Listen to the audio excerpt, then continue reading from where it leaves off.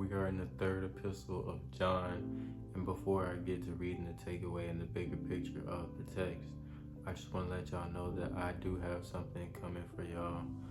It's my life story up until this point, so y'all can know who I am and what I'm about, and what I've been through up until this point. My testimony is not finished. I've been assured of that. My testimony is not finished, but I just want to give y'all a little insight on my life and how I got to this point. With that being said, I will be reading the bigger picture of the third epistle of John. Christians are to recognize and to work for the truth of the gospel. And one way they do this is to show hospitality to Christian ministers who are hard at work for the Lord.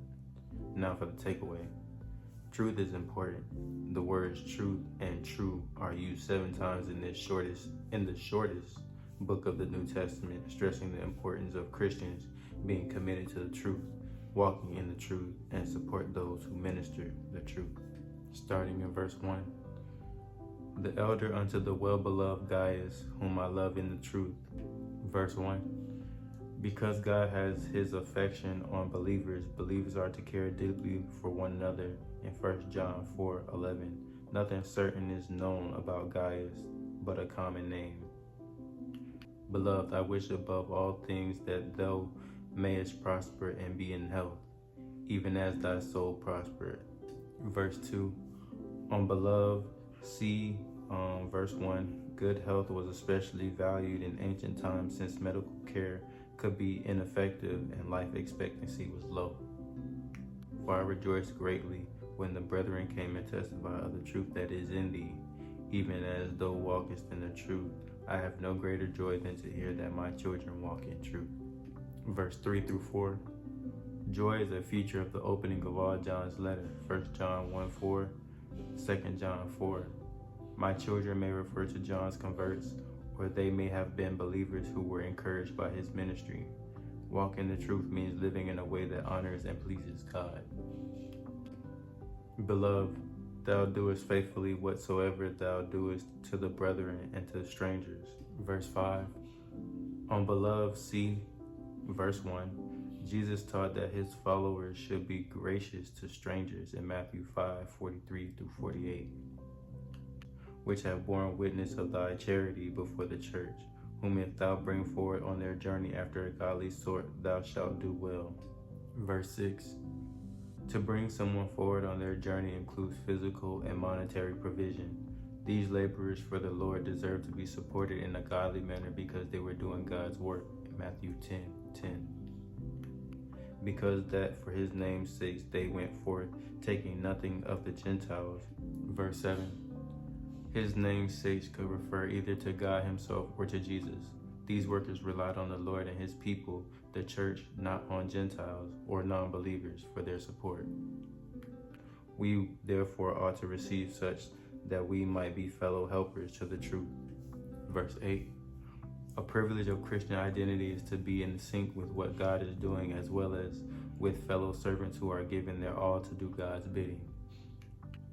If I wrote unto the church, but Diotrephes, who loveth to have the preeminence among them, receiveth thus not.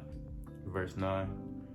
I write probably refers to a letter that has not been preserved, although some think it could refer to 1 John. Diotrephes should have deferred to the authority of the Apostle John.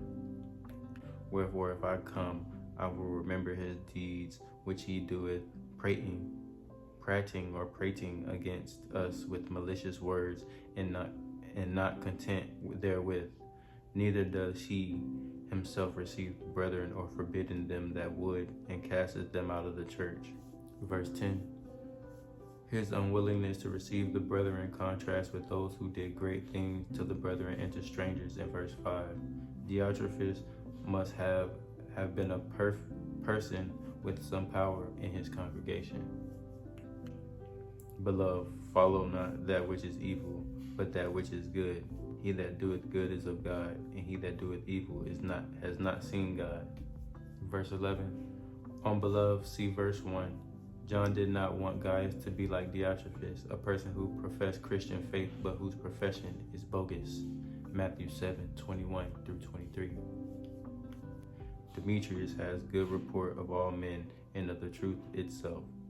Yeah, and we also bear record, and we know that our record is true. I had many things to write, but I will not with the ink and pen write unto you. Verse 13. With the words I will not, John indicated that this letter was a stopgate measure until he could pay a personal visit to his readers. But I trust I shall shortly see thee, and we shall speak face to face. Peace be with you. Our friends salute you. Greet the friends by name. Verse 14. Peace harks back to the Hebrew word shalom, indicating God's living presence and blessing. Salute and greet by name are reminders that one of the great joys of the household of God is the fellowship of shared commitment to Jesus Christ.